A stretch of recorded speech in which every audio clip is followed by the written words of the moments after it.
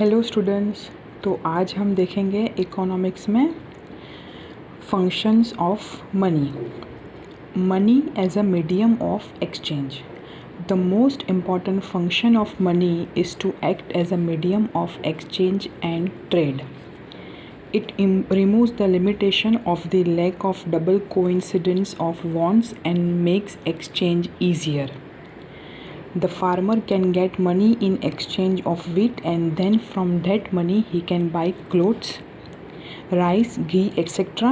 An individual can spend money to satisfy his present demands of goods and services and also save the money for future to satisfy his future needs for goods and services. Basically, money is used as a medium to satisfy the needs of an individual by buying goods or services. तो money का first and foremost function क्या है कि it acts as a medium of exchange. अगर हमें कोई भी goods and services ख़रीदना है तो हम उसके सामने पैसा देकर ख़रीद सकते हैं.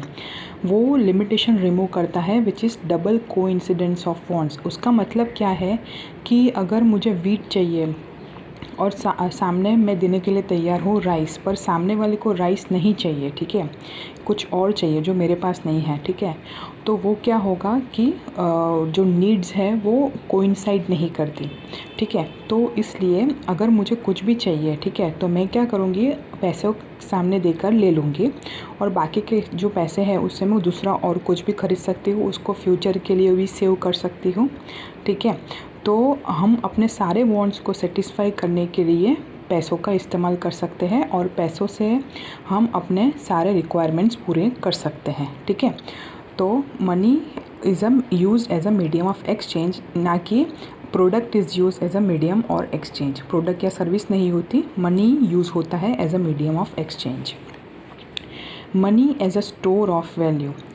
हम मनी को बचा सकते हैं फ्यूचर के लिए, कहीं रख सकते हैं, बैंक वगैरह लॉकर में कहीं भी रख सकते हैं और उस पर भी पैसा कमा सकते हैं, ठीक है. जो हम प्रोडक्ट को नहीं रख सकते क्योंकि वो पेरिशेबल इन नेचर था. Money is not perishable in nature.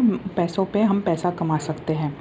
Another function of money is a store of value. If a person produced goods and services in exchange of other goods and services but saving wealth for future needs of goods and services was difficult before the use of money as a means of exchange, ठीक है. पहले क्या था कि हम ज़्यादा production लाते थे तो प्रोडक्शन एक्सेस था और हमारे घर की रिक्वायरमेंट कम थी, तो बाकी का स्टोर करना बहुत मुश्किल रहता था क्योंकि वो पेरिशेबल इन नेचर था. Animals were मॉर्टल. उनकी लाइफ लिमिटेड थी, वो कुछ देर के बाद या कुछ साल के बाद वो गुजर जाते थे, वो डाई, उनकी लाइफ जो है वो लिमिटेड होती है, मॉर्टलिटी रेट इतनी नहीं होती. And a long term saving of values was not possible using them. तो उनके थ्रू भी हम स्टोर नहीं कर पाते थे. This made money the most successful means of storage of value in terms of time. हम कितने टाइम तक भी मनी को स्टोर कर सकते हैं और जब हमें रिक्वायरमेंट है हम विड्रॉ भी कर सकते हैं. It is easy to have money as storage of value. It became possible to get money in exchange of crops and save the money for future needs to buy goods or services. Another advantage of using money was that it could be used as a standard of deferred payment. हम क्या कर सकते हैं कि अगर हमें आज payment नहीं करना है, हमारे पास आज पैसा नहीं है, तो हम क्या कर सकते हैं कि हम क्रेडिट पे भी माल ला सकते हैं और क्रेडिट पे माल ला के हम कुछ दिन बाद या कुछ हफ्ते बाद भी पेमेंट कर सकते हैं, allowing the measure of price of each goods or services which can be compared to each other. It allows faster decision making and exchanges. faster decision making होगा और exchanges भी possible होगा, ठीक है. तो ये तीन है जो functions of money है. अच्छा, okay, sorry. It is easy to have money as storage of value. It became possible to get money in exchange of crops and save the money for future needs to buy goods और services. Deferred payment के लिए use हो सकता है. This characteristics of money became an important basis for the entire systems of credit, hire purchase and instalment system. हम हफ्ते में scooter खरीद सकते हैं. हम EMI बेसिस पर, आपको EMI पता होगा, AC ख़रीदना है, हम हफ्ते में पैसा दे सकते हैं. इस तरह अगर हमें कुछ हाई वैल्यू गुड्स की ज़रूरत हो, बहुत महंगाई है, तो हम क्या है इंस्टॉलमेंट में भी पैसे दे सकते हैं, ठीक है. Money as a measure of value. Money plays an important role as a measure of value. In barter's exchange system, it was difficult to remember the exchange rates and values of each of the goods or services. For 20 kg of wheat equals to how much kg of rice. Barter system में क्या था, measurement बहुत difficult था, ठीक है। कुछ cases में हमें लॉस भी होता था क्योंकि हमें देना ज़्यादा पड़ता था और मिलता कम था। तो इस केस में क्या है कि हमें सामने जितना MRP है उतना पैसा दे देना है, इसलिए लॉस की कोई दिक्कत ही नहीं आती, ठीक है। तो money is a good measure of value. Equals to how much metre of clothes equals to how much kg of ghee, ये सब करना बहुत डिफ़िकल्ट था मेजरमेंट बार्टर सिस्टम ना। While on the other hand money makes this easier, allowing the values of different goods और services to be compared and assessed against each other, ठीक है।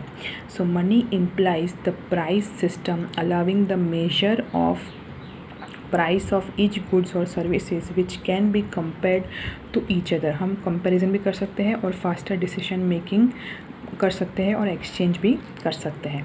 तो टाइप्स ऑफ मनी क्या क्या है? Since the time of barter system animals और precious stones were used as the means of exchange and storage of value. thereafter metal coins came into existence which were followed by government regulated notes and currency coins. This was succeeded by the banking system, credit card and e-banking system, ठीक है। ऐसे ऐसे money का evolution हुआ और अभी चल रहा है बहुत ऑनलाइन सब कुछ। तो क्रेडिट कार्ड है, फिर ई करेंसी नोट्स है, ई बैंकिंग सिस्टम सब चलती है, नेट बैंकिंग चलता है, इंटरनेट बैंकिंग, मोबाइल बैंकिंग, ये सब ज़्यादा चलता है। The types of money are commodity money, animals money, metal money, paper money, plastic money, banking money, invisible और ई मनी। पहले था क्या था, कॉमोडिटी एक्सचेंज बार्टर से, फिर एनिमल्स यूज़ होने लगा, फिर करेंसी मेटल कॉइन्स आए, फिर करेंसी नोट्स आए, अभी कार्ड आ रहा है तो इसलिए प्लास्टिक मनी, और अभी क्या है मोबाइल बैंकिंग, इनविजिबल और ई मनी। बैंकिंग में डायरेक्टली ट्रांसफ़र हो जाता है, दिखता कुछ नहीं है, हम एक अकाउंट में से दूसरे अकाउंट में इजीली ट्रांसफ़र कर सकते हैं। और क्रेडिट कार्ड स्वाइप करके हम खरीद सकते हैं, पैसों की ज़रूरत नहीं है, हाथ में पैसा होना चाहिए ऐसा ज़रूरी नहीं है, कार्ड होगा तो आप कुछ भी कर सकते हो। Meaning of inflation. In a simple sense, inflation means a rise in the general price level. Inflation मतलब महंगाई, हम सीधे समझे तो, सीधे सिंपल वर्ड्स में समझे तो, generally people consider inflation to be a rise in the prices of goods and services, but economics gives a clear meaning of inflation. Generally people क्या समझते हैं इन्फ्लेशन और rise in the prices of goods and services. अभी economics में क्या है inflation का meaning वो हम समझेंगे।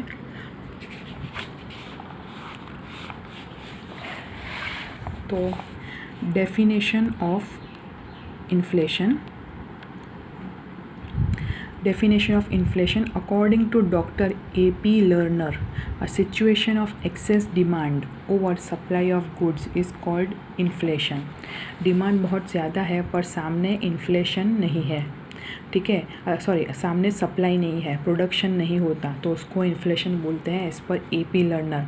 According to doctor A.C. Pigou, inflation is said to occur when monetary income rises faster than real income. हमारे पास पैसा बहुत ज़्यादा आ गया है, ठीक है, और रियल इनकम मतलब हम क्या करते हैं कि जो पैसा हम मार्केट में लेकर जाते हैं उससे कुछ पैसा बचता है, उसको रियल इनकम बोलते हैं। और मॉनिटरी इनकम मतलब क्या, जो हमें सैलरी के रूप में मिलता है वो।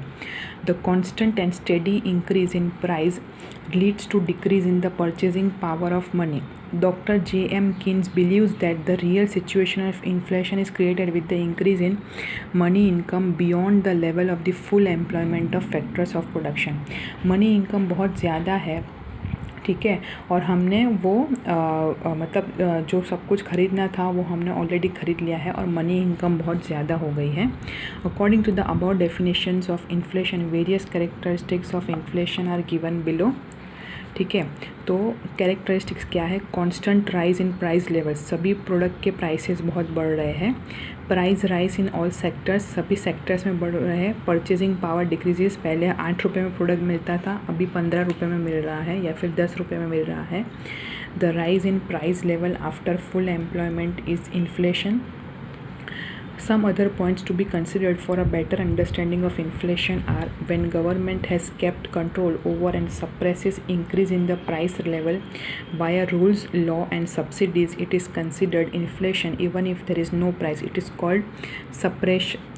called suppressed inflation. मतलब क्या कि कुछ हद तक भाव बढ़ता है, फिर गवर्नमेंट कंट्रोल एक्सरसाइज कर देती है, तो even if there is no price उसको इन्फ्लेशन बोलेंगे, और गवर्नमेंट ने एक्सरसाइज किया कंट्रोल तो उसके लिए उसको बोलेंगे suppressed inflation. If in an economy for a shorter period of time, if there is an increase in the price of limited goods or services, then it is not inflation। कुछ समय के लिए कुछ प्रोडक्ट की price बढ़ी उसको inflation नहीं बोलेंगे।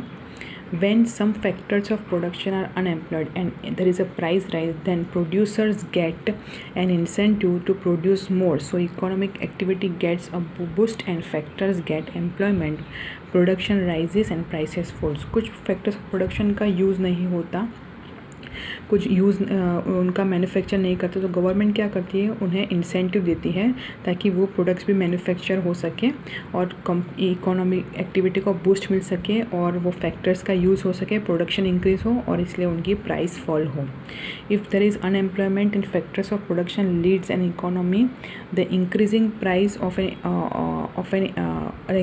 ऑफ गुड्स और services will allow employment to increasing production to decrease the price of goods and services. ठीक है, अगर अनएम्प्लॉयमेंट था फैक्टर्स ऑफ प्रोडक्शन में, इसलिए उसकी प्राइस बढ़ रही थी, तो उससे क्या होगा कि जो नहीं यूज़ हो रहा है वो यूज़ होगा ताकि उन गुड्स और सर्विसेज की प्राइस घट सके। Therefore the increase in the price levels in all the sectors of an economy even after full employment is considered inflation and it proves to be harmful for the economy.